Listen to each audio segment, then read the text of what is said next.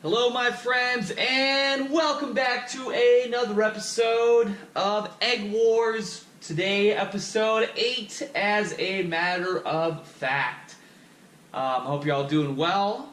Before I get started today, of course, I want to address the immediate, most prominent issue at this time of 1 p.m. on October 2nd. And that is the Las Vegas incident that occurred earlier today. I think right now the death toll is at like 58 dead, 515 injured. I was awake last night as this was happening. You know, it was crazy. It was absolutely just crazy. You know, we have so many happenings that go on nowadays where you hear something and you're like, oh, you know, but it's like it always seems to be like a small incident. Obviously, this was a very, very huge and severe incident that occurred last night. I'm just going to have a sip here. I'm a little low energy today.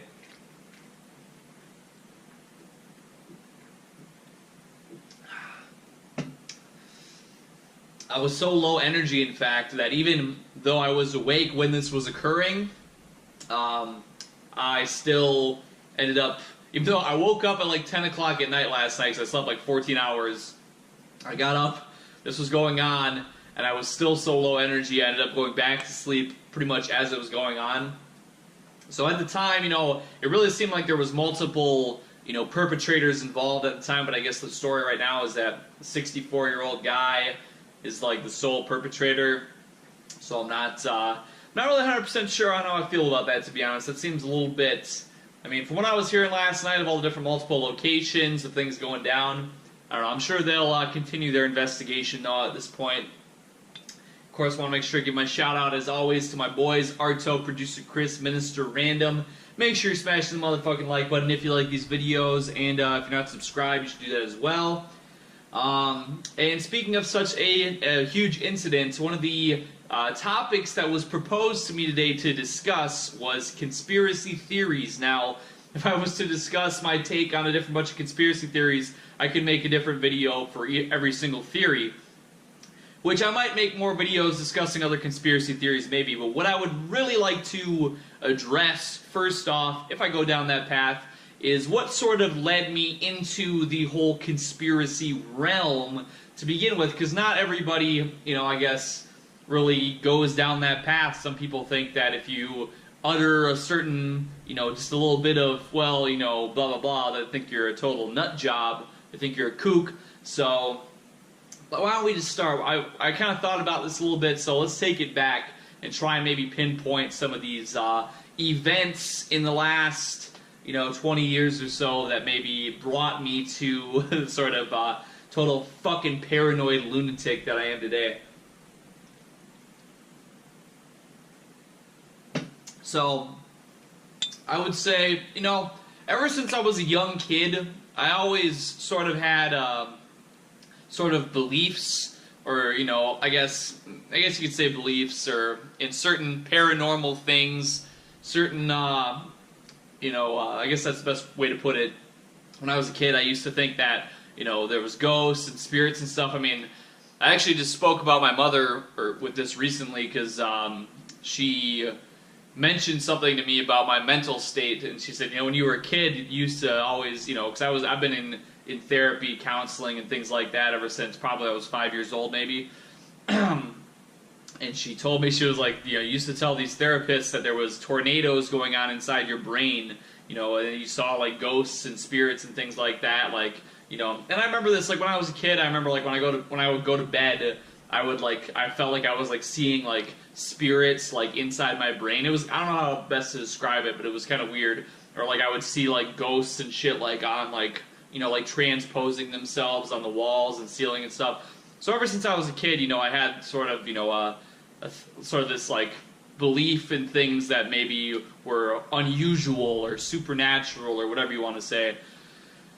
And then I kind of also, I've never been very trusting of a lot of people. I mean, I guess it is, you know, you could probably look at my nature, and, you know, there's been people who I just maybe trust blindly. I don't know, it's kind of hard to say. Like, I have like a distrust of people, but I usually will like trust people, you know. I think I pretty much will generally trust a lot of people like off the cuff, so to speak.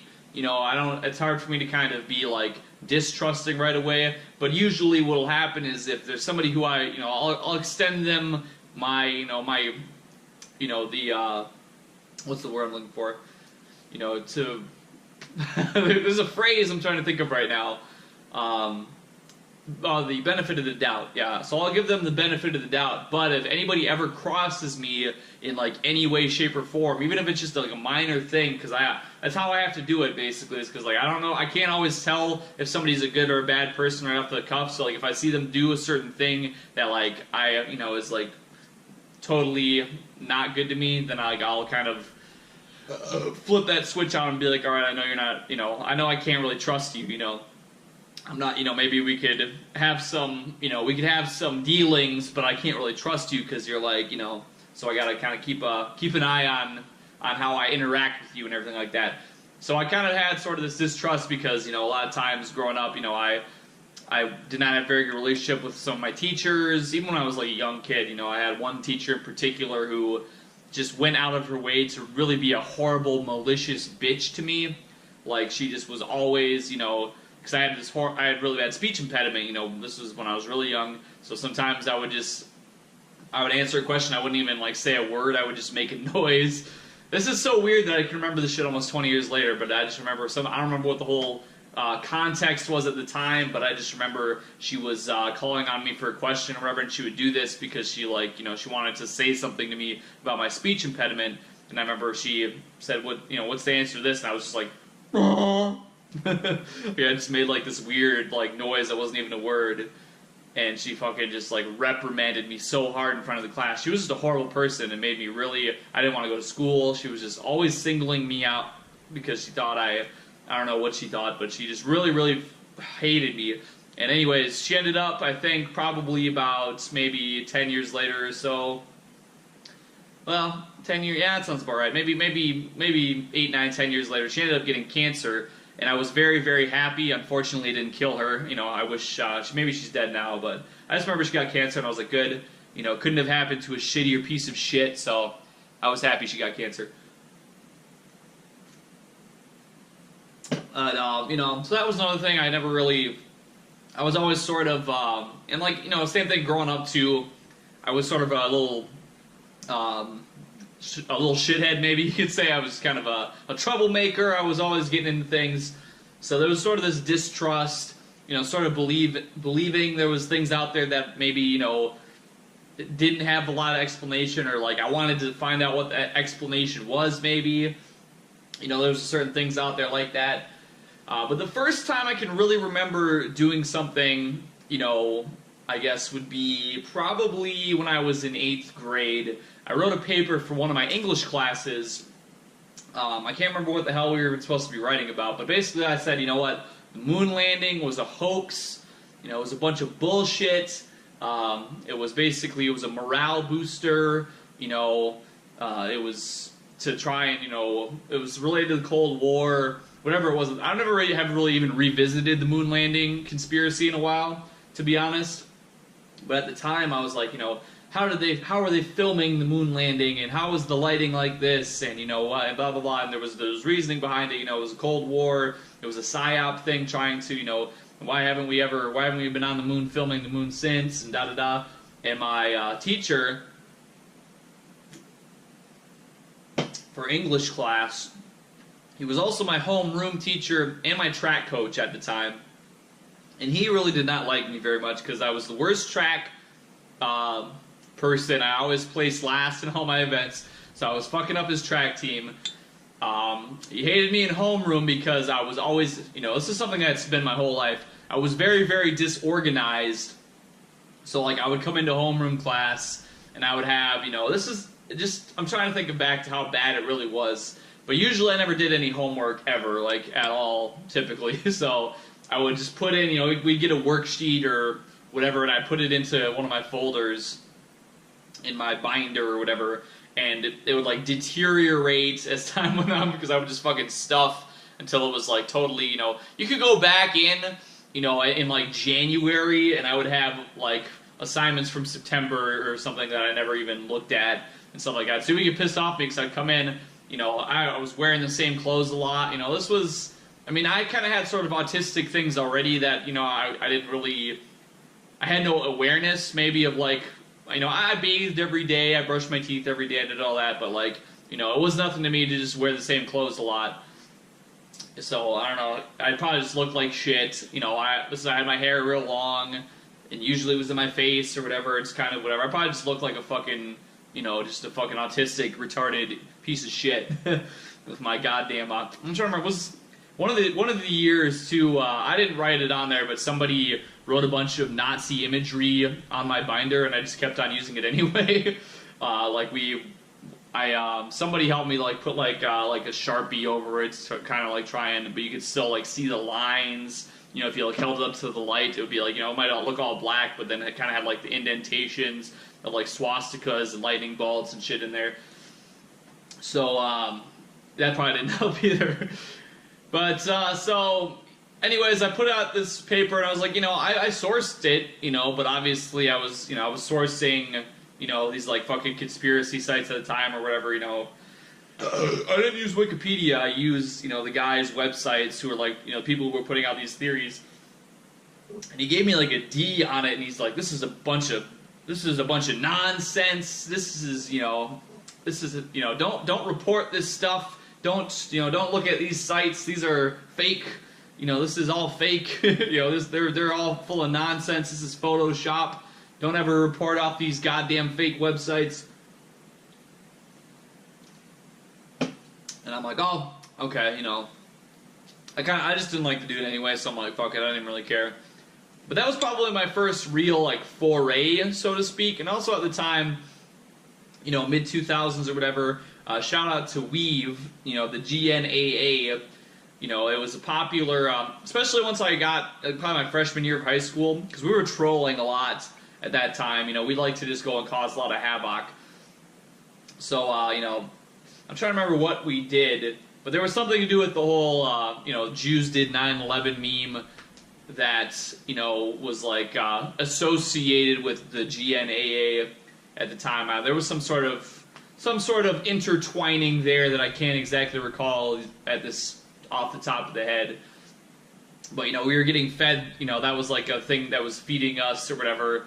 But at the same time, so like we're doing that for like a trolling thing, but then this is like, you know, the mid 2000s, you know, YouTube, well, you had Google Video and YouTube and shit's coming around, so then you're starting to see some of these first conspiracy videos that are more easily, because I mean, before you could go to, you know, certain websites like the one I had went to for this moon landing paper, and they would have their little, you know, fucking QuickTime file of like, you know, a 1 minute, you know, 240p preview of their whatever. So you had things like that, but you know, with these sites starting to become a little more mainstream, like the Google videos or the, you know, YouTube and things like that, where you'd have these conspiracy videos more readily available to view,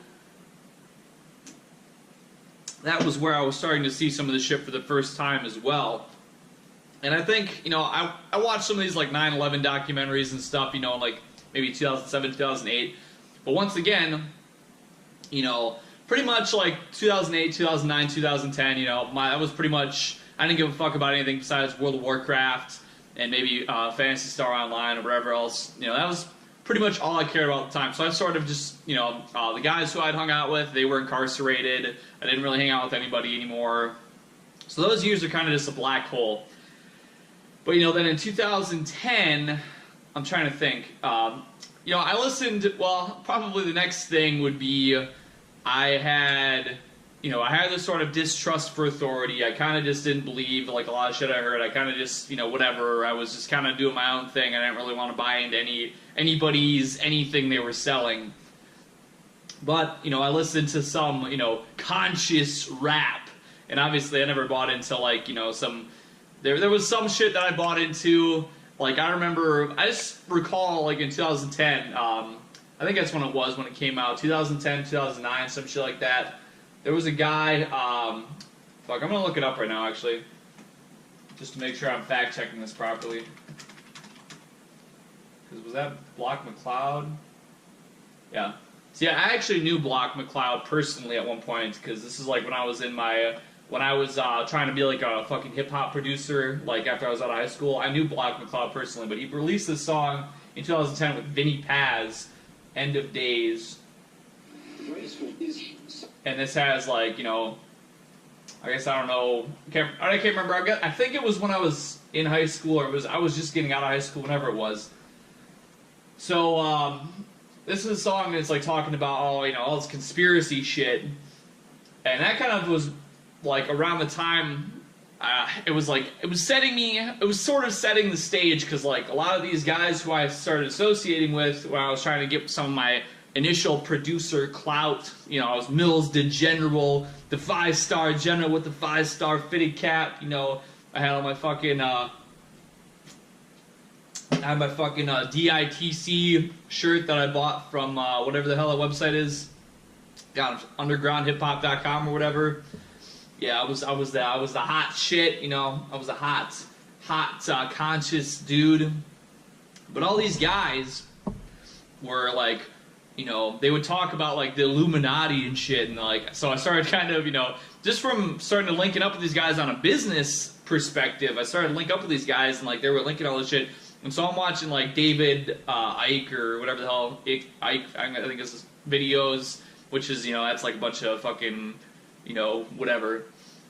But I started watching like Alex Jones videos, which I had never watched before. You know, this is like 2010, watching that shit for the first time. And it all started to kind of coincide because, you know, like in 2011, like I've talked about before, that's when I started browsing Fit, you know, trying to get in better shape. But I was also still watching like these Alex Jones videos where they're talking about like the GMOs and all this different shit. So that's it all kind of coincided at the time that I was, you know, starting to better myself and better my health, because I was getting so worked up over these conspiracy videos that I was just like, oh, you know, oh god, you know, I'm watching this, and hey, Alex Jones here with Infowars.com. So today we're going to be talking about how the reptilians and they're poisonous with the GMOs, and make sure you're buying your ProPure water filters. You know, today we have blah, blah, blah, blah. And I was actually watching like these full Alex Jones interviews with these random people, and it was getting me all fucking hyped up. I'm like, oh god, the fucking world's gonna end tomorrow. God, I gotta go buy another. You know, I was actually drinking I never have bought a ProPure water filter, but at the time, I was only drinking reverse osmosis, purified water, filtered with black light, filtered with charcoal, and I got it from this water company, and I was only drinking that, and only out of glass, you know, I wasn't, and all this different shit, you know, I had like glass jugs and stuff that I was maintaining and cleaning, all this different stuff. I was taking goddamn tinctures, I was taking all these fucking like herbal extracts, and like, you know, I was talking to Sam Hyde the other day, and I was telling him how back then I bought a fucking orgone cone. Like, I had this fucking, I still have it somewhere, but I watched some video from like I was like related to an Alex Jones video, and they're like, you know, orgone, all it is just fucking like metal shavings in like some kind of I don't even know, some kind of mold or something, you know, like they're molded with like some kind of, I don't know, whatever the fuck you want to call it. I don't even fucking know, some kind of something. But basically, like, I watched some video and the guy's like, oh, this makes it so you never get cancer, and it blocks out the government's mind control rays and shit. And I'm like, oh god, I gotta get that. So I still have that shit laying around somewhere. I spent like $10 PayPal to get it shipped over to my house.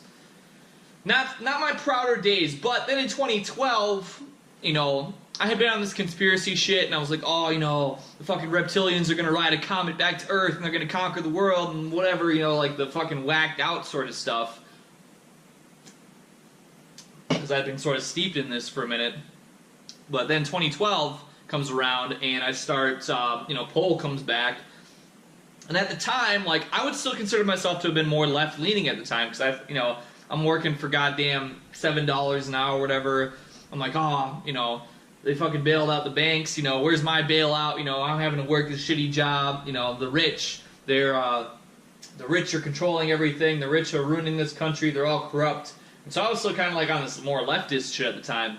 So I started browsing poll, and I'm like, at first I kind of like, oh god, you know, these silly Republicans, oh, they don't even know. You know, I watch all this TV, so I know I'm clearly more intelligent, but at the same time, even though I had this leftist bias, I still always wanted to consider myself a centrist. I was always like, you know, I never wanted to close off an opinion or a viewpoint. So I was like, this is good. You know, it was kind of like at first I was like, oh, these gosh darn Republicans, but I was like, oh, but I want to open my mind up to all viewpoints, and you know, so this is you know, I never was really exposed to right-wing viewpoints or anything in school. They were always like openly mocked, and if you were right-wing in school, then you're you know, you'd be fucking, they'd throw tomatoes at you and shit, you know. So I'm like, okay, well, I'm older now, let's try and take this in. So I started browsing poll, and you know, all of a sudden, I don't really remember what, like, exactly... Oh, no, actually, no, I do, because it was, I sort of made my foray into poll by first browsing more of these, I don't want to say woman hate threads, but I think Anita Sarkeesian was out at the time, and I'm not, like, a gamer-gator, but that's pretty much what brought me around, to be honest. Like, because this was before that, but, like, you know, whatever the case was... There was some females bitching about political things, and I've always had an aversion to supporting women in any way, shape, or form. So that's kind of how I go and I'd be like, okay, well, where's the anti-feminist thread today, or where's that, or whatever, so I can, like, you know, engage in some you know, being irritated about women doing stupid shit. And then once I was sort of there, I started sort of branching out a little bit more and kind of dabbling in some other red pills. And then eventually, before I know it, you know, I'm in college at the time in 2012. I'm in college, and I'm fucking basically taking the red pills heavy, and I'm like, oh my god, whoa, mind is blown, whoa, holy shit. Like, I'm downloading fucking archives of articles. I'm going through. I'm like. It's lunchtime on campus, and I'm fucking trying to tell people about the Israeli organ black market and shit, you know. I'm going heavy on this stuff. I'm like, oh my god, what the fuck? Oh my god, like, super red pill, oh, you know. Like, I've said before, you know, probably my main active period on, let's say, R9K was early mid 2014 to late 2015. My heavy poll period was more like early mid 2012 through late 2013. Because really 2013, I think it was the, you know, we just had this again now this year, the whole September 23rd thing. Back at that time, you know, it was supposed to be like the blood moon or whatever it was. You know, oh, it's gonna be the end of the world. This is September 23rd, 2013. So on that time, I went super prepper mode, because I had just moved into my new place that I lived in, you know, for however long, a couple years. And I moved in there, and I had this walk-in closet, and I fucking literally filled this whole walk-in closet with, I had my guns, I had bullets on bullets on bullets, just tons of bullets. I had a bunch of food, I had, you know, fucking water, I had first aid stuff and all this shit, and of course, you know, looking back on it, was it even really anything? You know, was that really a stash? You know, not really, but I mean, I was working at a goddamn grocery store at the time. There wasn't a whole lot I was going to be able to do, so, but at the time, I was like, in my head, I'm like, oh man, the fucking world's going to end. Oh my god, it's going to end tomorrow. Oh, it's going to end, and like, oh fuck. So I'm thinking, like, you know, I was actually, like, breaking down, like, every single day. I'm like, okay, you know, like, I was taking, like, midnight strikes on September 23rd, 2013. Like, you know, fucking, the whole world's gonna explode. You know, that's, like, the mindset I was in at the time. And it was almost like I got sort of, like, worn out on happenings after that. Because, like, it didn't happen. And I was just like, oh, you know what? That's like when I built my fucking computer a little bit after that. And I was like, you know, played video games for a shit ton of time until I started getting heavy into R9K at that point. So that's kind of like how I made that sort of transition. But I would say, you know, it was a great time to get red pilled, though, really, because, I mean, that time frame, I mean, you had the 2012 election, you had Sandy Hook, you had fucking Chris Dorner, Trayvon, all that shit going on. And that was a wild time, you know, a very fun time, I think, to take my initial red pills. You know, it was sort of a golden time in my opinion. But on that note, though, I think really I would say that the whole Sandy Hook incident was probably my most, probably my deepest red pill experience. Well, because I guess I watched, I'm trying to think, I think when I was still back in sort of like this Facebook, you know, like conscious rapper circle shit, you know, back with like all Illuminati and stuff like that,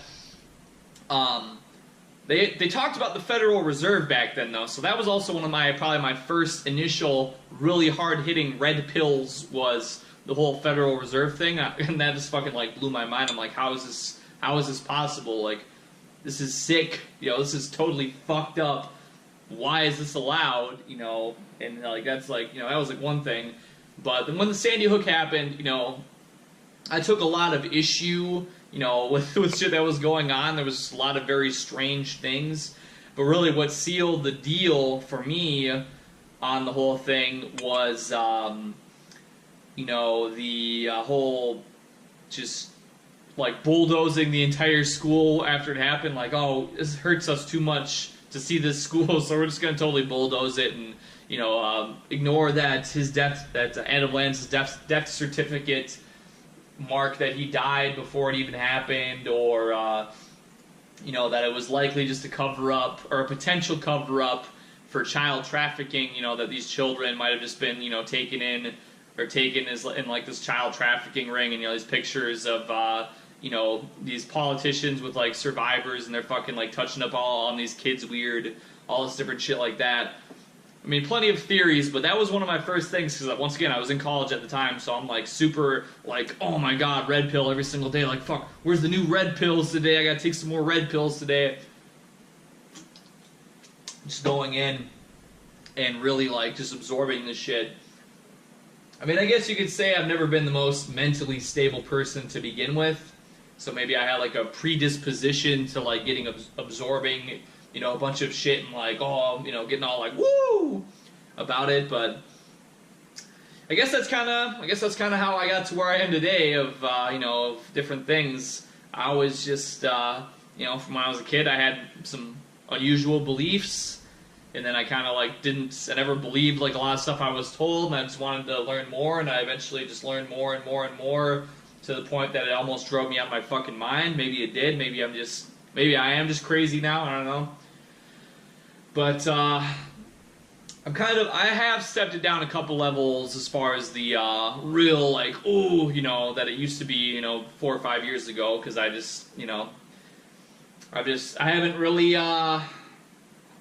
taken hard red pills like that in a while. I guess since maybe the black pill, you know, there was I guess you could call the black pill like a culmination of disturbing red pills, you know, about human behavior that are sort of ignored and sort of downplayed and things like that. But I guess, you know, I guess that is what it is. But I guess we'll probably go ahead and talk about other conspiracy theories in the future, now that I've sort of cleared the groundwork as to how I got to the point of where I am in my belief of certain conspiracies and things.